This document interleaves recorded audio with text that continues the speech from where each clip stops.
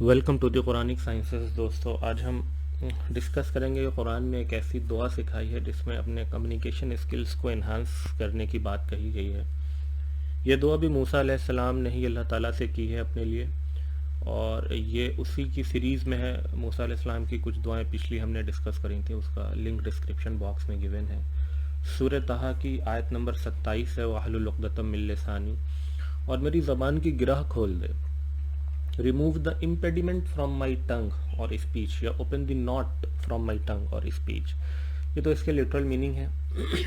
اور اس کے ایکسپلینیشن میں بہت ساری اگر آپ ٹرانسلیشن دیکھیں گے تو اس میں یہ کہا گیا ہے یا یہ بتایا گیا ہے کہ موسیٰ علیہ السلام نے بچپن میں اپنی زبان کے اوپر ایک دہکتا ہوا کوئلہ رکھ لیا تھا، جس کی وجہ سے ان کی زبان فزیکلی ڈیمیج ہو گئی تھی، اور شاید جب وہ بات کرتے تھے تو اس میں کچھ لکنت تھی یا اسٹیمرنگ ہوتی تھی، تو اس کے لیے یہ دعا موسیٰ علیہ السلام نے کی ہے۔ حالانکہ یہ دعا مجھے شروع سے لگتا تھا کہ صرف وہ بات نہیں ہے کہ میری زبان کی لکنت دور ہو جائے موسیٰ علیہ السلام نے جب یہ دعا مانگی، بلکہ یہ کہ ان کے کمیونیکیشن اسکلز کو اس قدر انہینس کر دیا جائے کہ وہ جو مشن انہیں دیا گیا تھا، جو پیغام انہیں آل فرعون کو دینا تھا، اس کو وہ صحیح طریقے سے ادا کر سکیں۔ یہ بات میں اپنی اوپینین نہیں رکھ رہا ہوں، اس کے ریفرنسز ہیں کچھ، میں بھی آگے دوں گا۔ اس سے پہلے یہ کہ اس کے کچھ اور ایکسپلینیشن بھی ہیں جو نیچے گرین کلر میں ہیں، کہ موسیٰ علیہ السلام نے جب یہ دعا مانگی تو اس کا مطلب یہ ہے کہ مجھے ایک فلوئنٹ اسپیکر بنا دیا جائے تاکہ میں ان لوگوں سے کو ایڈریس کر سکوں، ان سے کلام کر سکوں، جو میسج مجھے دینا ہے وہ میں قاعدے سے ڈیلیور کر سکوں، یا میں بہت فریلی ہو کر کے وہاں بات کر سکوں، بہت کلیئر طریقے سے اپنی بات کو وہاں رکھ سکوں، یا میری بات میں کوئی غلطیاں اگر ہو جائیں، کوئی انکریکٹنیس ہو تو وہ دور ہو جائے۔ یہ جو میں بات کہہ رہا ہوں کہ یہ دعا جب موسیٰ علیہ السلام نے مانگی تو بات صرف یہ نہیں ہے کہ جو ان کی زبان میں ڈیمیج تھا، اس کی ایک تو وجہ یہ ہے کہ ایک اسٹیمرنگ ہوتی ہے جو سائیکولوجیکل ہوتی ہے، جسے ہم حقلانہ کہتے ہیں عام طور سے،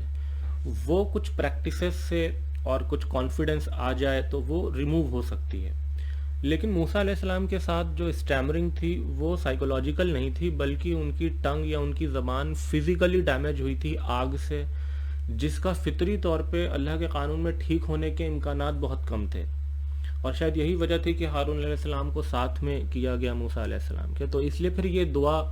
جب موسیٰ علیہ السلام نے مانگی تو بات وہاں تک محدود نہیں ہے کہ جو اسٹیمرنگ تھی ان کی زبان کی صرف وہ دور ہو جائے، بلکہ وہ یہ کہ کمیونیکیشن اسکلز ان کو مل جائیں ایسے اس لیول کے اوپر کہ وہ جو میسج انہیں ڈیلیور کرنا تھا اس کو، اس مشن کے لیے جو انہیں ایک ذمہ داری دی گئی تھی وہ اسے ٹھیک سے ادا کر سکیں۔ یہ دا اسٹڈی قرآن ایک بڑا زبردست کلیکشن ہے، اس میں بہت ساری تفسیروں کے حوالے